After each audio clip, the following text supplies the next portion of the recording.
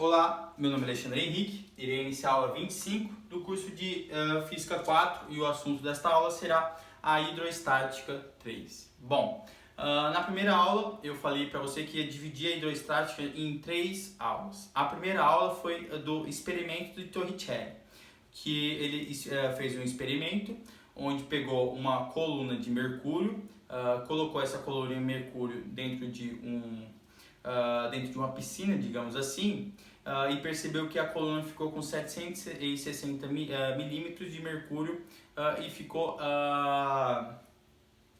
em equilíbrio.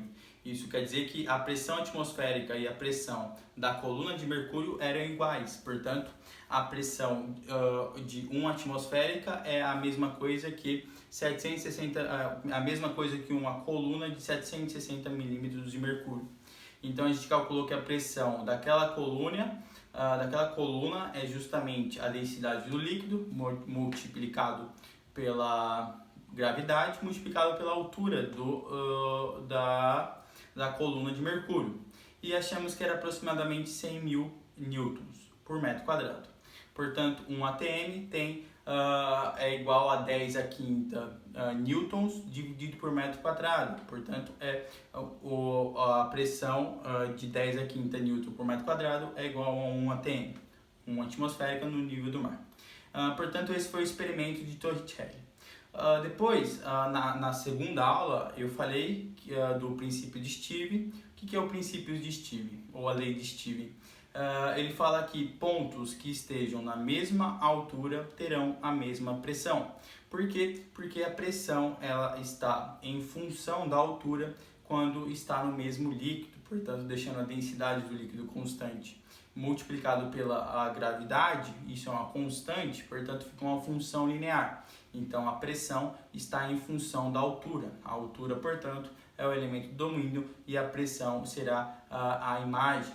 Então você tem uma função linear, onde você tem que a tangente do ângulo da reta crescente, ela será justamente a densidade do líquido multiplicado pela gravidade.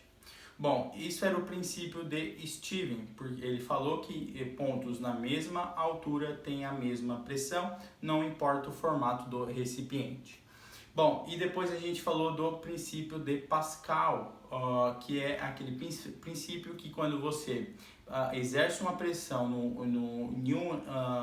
em um recipiente que tenha líquido dentro, você acaba exercendo uma pressão em todos os pontos do líquido, diretamente. Então, quando você tem uma pressão de um ponto A e uma pressão do ponto B, se você exerce uma pressão sobre esse recipiente, você acaba exercendo uma pressão no ponto A da mesma forma que você exerce uma pressão no ponto B. Portanto, você usa esse princípio de Pascal justamente nas prensas hidráulicas. Não se esqueça que as prensas hidráulicas você só tem um ganho mecânico, porque você vai ter que aplicar uma força menor, mas você vai ter que aumentar o deslocamento você vai ter como resultado uma força maior, mas vai ter um menor deslocamento. Portanto, o gasto energético é o mesmo, sabendo que trabalho é a força multiplicado pelo deslocamento. Então, como a área de um é menor que a área do outro, é maior que a área do outro, você tem um ganho mecânico, mas não um ganho energético. O ganho energético, o gasto energético é o mesmo. Bom, portanto, falamos de Torricelli, aí fomos para Stevens, Pascal e hoje a gente vai falar de Arquimedes. Bom, tem uma fábula, ninguém sabe se é verdade ou é verdade, que um rei da Grécia, ele foi presenteado com uma coroa de ouro e ele queria saber se a coroa era realmente feita totalmente de ouro. E ele procurou os mais sábios da Grécia e entre eles está o Arquimedes, que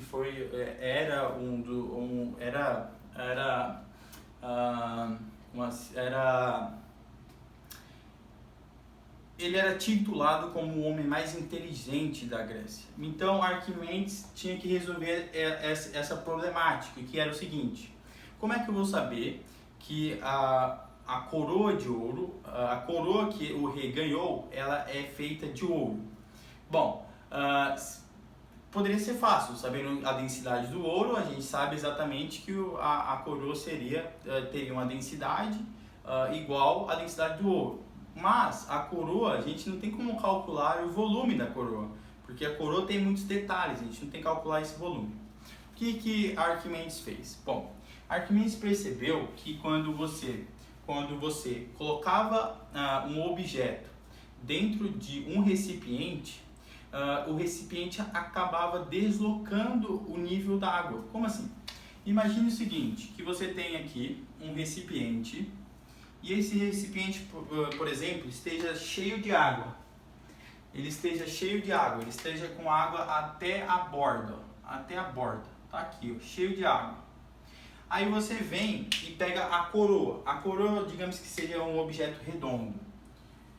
Aí, se você colocar a coroa aqui dentro, o volume dessa coroa vai preencher o volume aqui dentro. Então, o espaço da coroa vai estar o espaço aqui dentro, o volume vai estar o volume aqui dentro. Então, você pega digamos que seria uma coroa e coloca aqui dentro. Você concorda que o volume que cair, vai cair um volume, porque aqui estava o espaço do volume, duas coisas não podem ocupar o mesmo espaço.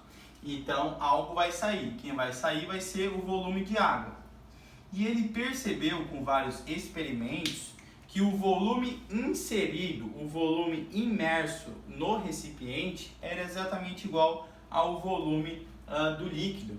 E aí ele conseguiu calcular exatamente a densidade da coroa e acho que diz a história que ele conseguiu calcular a densidade justamente porque ele conseguiu achar o volume. A massa ele só pesava em uma balança mesmo, uma massa mecânica ainda. Então ele calculou a densidade, porque a densidade, você sabe que a densidade é igual a massa dividido pelo volume. Então, se você tem o volume e tem a massa, você tem a densidade. A densidade tinha que bater igual a de um ouro maciço. E parece que quando ele conseguiu isso, ele estava em uma banheira e saiu gritando eca, eca, porque deu certo. E tem até um estudo da Discovery falando sobre isso. Bom, mas o que é importante que a gente tem de Arquimedes? Bom, você concorda que... Vamos lá, vamos apagar isso aqui agora. E agora vamos para,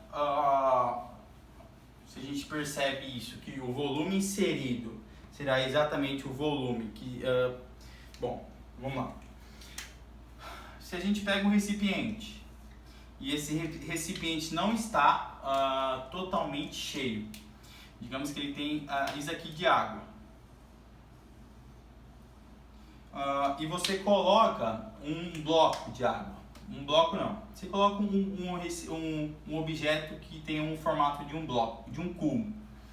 Você concorda que quando você colocar esse cubo, se estiver na metade imerso, ele está na metade, então a metade dele foi imerso. Se a metade dele foi imerso, a metade de um volume de cubo, o volume é o lado ao cubo dividido por 2.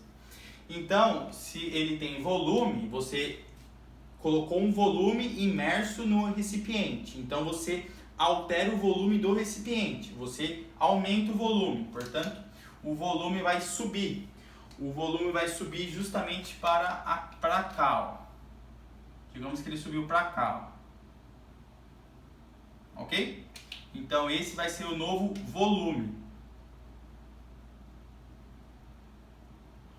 O que é importante dizer? Bom, quando você coloca um objeto aqui, você está exercendo uma força em todo o recipiente.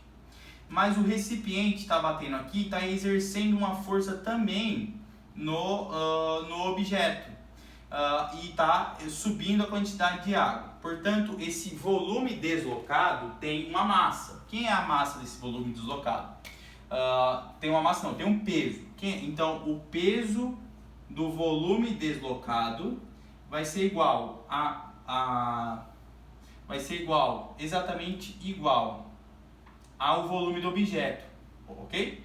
Então, o peso do volume deslocado vai ser igual ao objeto, o volume imerso. Bom, então o peso da água, ó, vai ser o peso do volume deslocado, portanto é o peso da água. O peso da água deslocado, que foi isso daqui, ele tem que ser igual necessariamente ao volume que está imerso. Portanto, o peso da água deslocado é a massa da água multiplicado pela a gravidade. Mas você tem que a densidade é igual à massa dividido pelo volume, ok? Então, a massa vai ser a densidade multiplicado pelo volume. Então, você tem que o peso da água deslocada vai ser a densidade do líquido, ok? A densidade do líquido, deste líquido aqui que está sendo deslocado, seria a água, multiplicado pelo volume. Agora, quem é o volume? É o volume do objeto imerso, portanto, o volume imerso, multiplicado pela gravidade. O que é o peso da água deslocada? O peso da água deslocada é justamente o empuxo.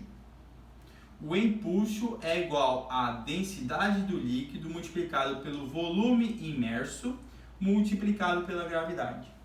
Ok? Bom, o que você tem que pensar?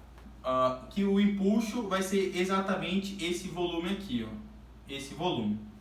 Bom, mas eu falei que esse volume deslocado é igual ao volume do objeto. Portanto, você tem que o volume imerso ele é igual ao volume deslocado. Quem é o volume imerso? O volume imerso é justamente a massa multiplicado pela gravidade. E é igual ao volume deslocado. Quem é o volume deslocado? O volume deslocado vai ser a densidade, que é o volume deslocado, multiplicado pelo volume imerso, multiplicado pelo volume imerso, multiplicado pela gravidade. O volume imerso, ao contrário, né? Não, ao contrário isso aqui. É o volume do objeto é igual ao volume imerso. Então, o volume do objeto é a massa do objeto multiplicado pela gravidade, que é igual a densidade do líquido multiplicado pelo volume imerso multiplicado pela gravidade. A massa do objeto vai ser a densidade do objeto multiplicado pelo volume do objeto multiplicado pela gravidade. Isso vai ser igual a densidade do líquido multiplicado pelo volume imerso multiplicado pela gravidade. Você pode cortar gravidade com gravidade. Você fica aqui a densidade do objeto multiplicado pelo volume do objeto é igual à densidade do líquido multiplicado pelo volume do líquido. Então, se você passar dividindo, você tem que a densidade do objeto dividido pela densidade do líquido vai ser igual ao volume imerso dividido pelo volume do objeto. Esta relação aqui ela é muito importante. Por quê?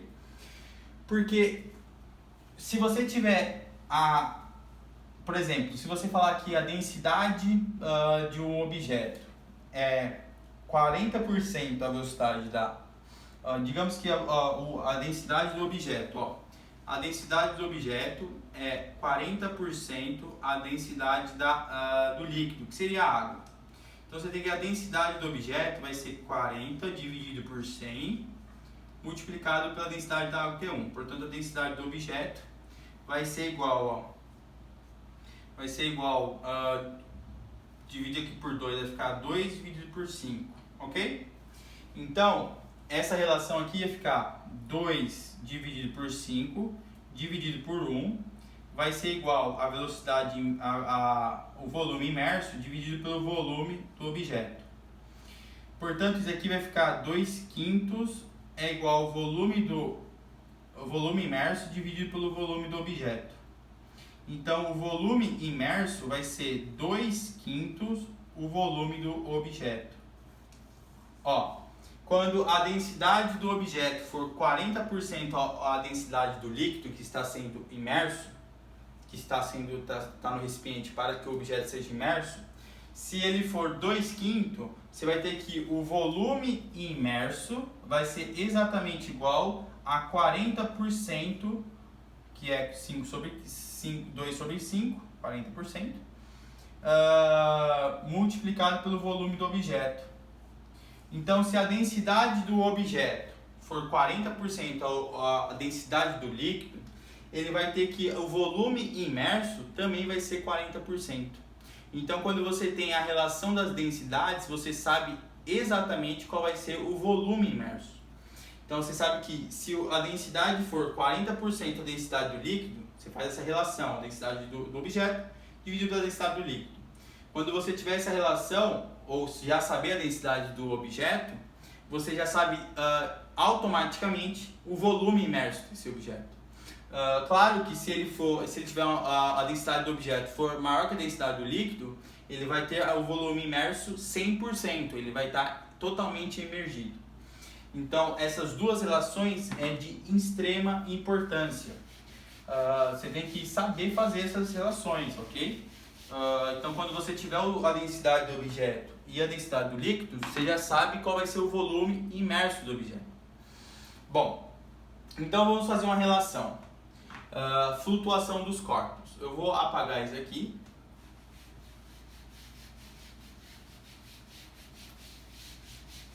E eu vou deixar toda essa relação aqui do lado.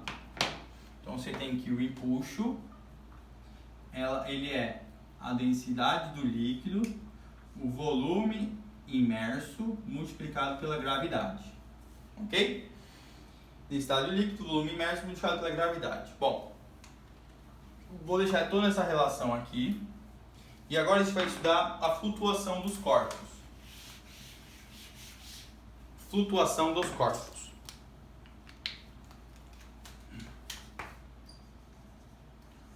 Flutuação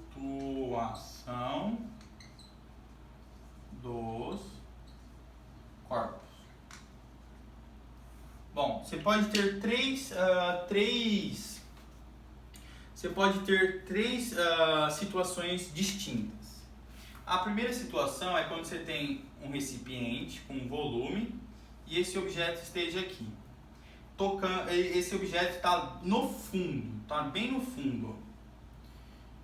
Então você tem que a densidade do objeto ela vai ser maior que a densidade do líquido. Por quê? Porque ele afundou.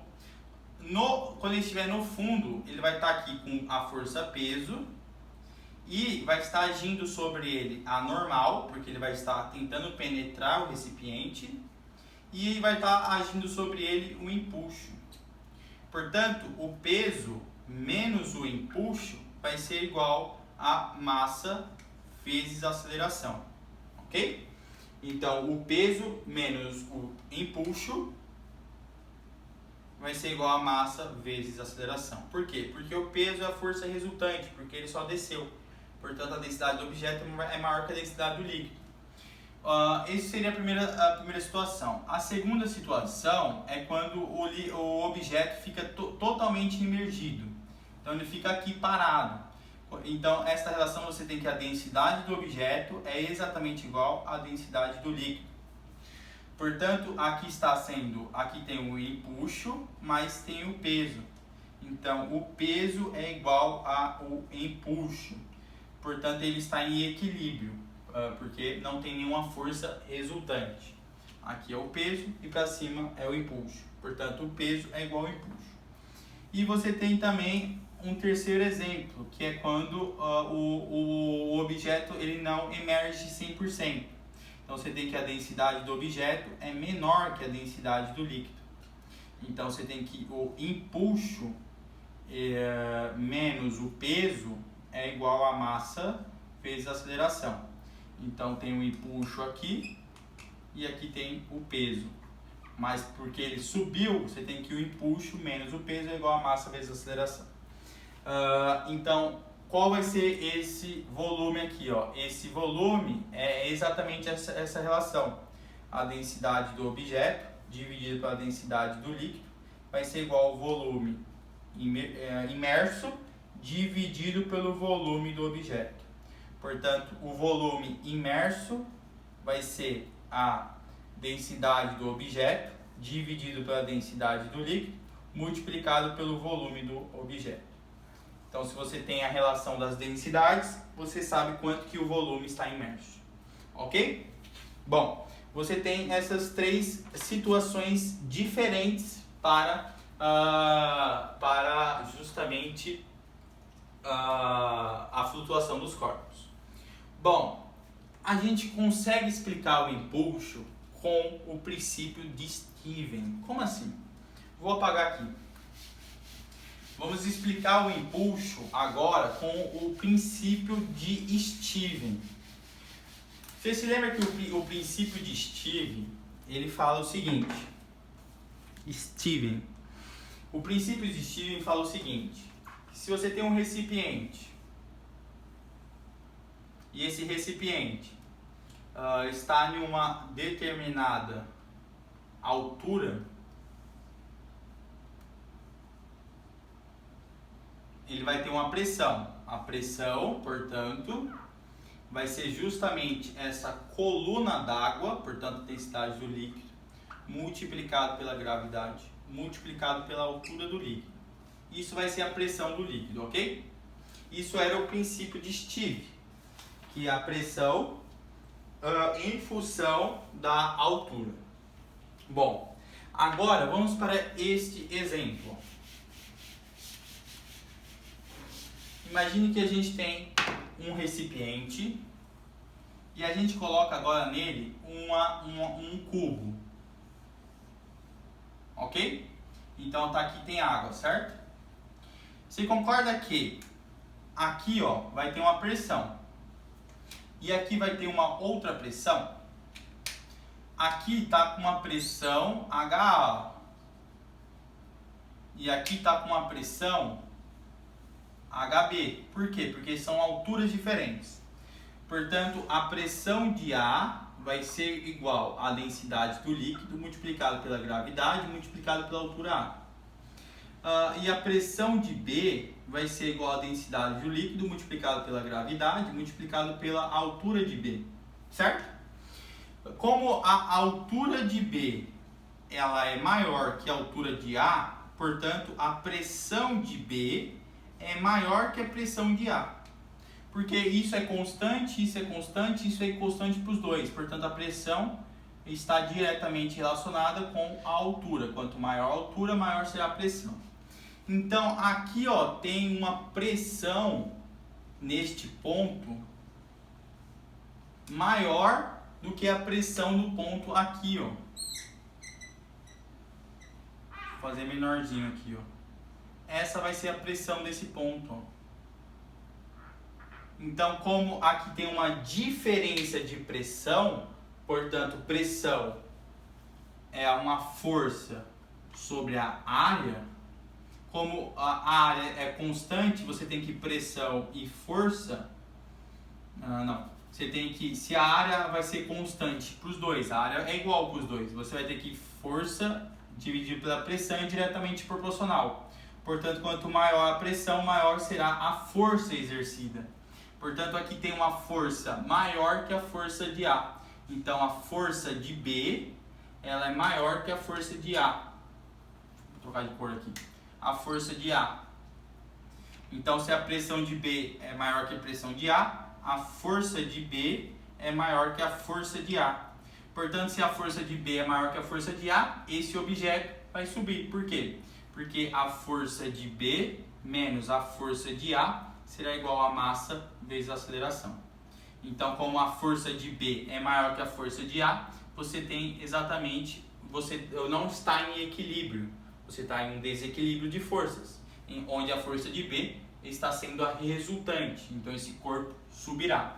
Se você pensar aqui, ó, aqui vai ser sempre de lado, vai ter sempre o mesmo ponto, né? Então vai ser cortado, corta, corta, corta, corta.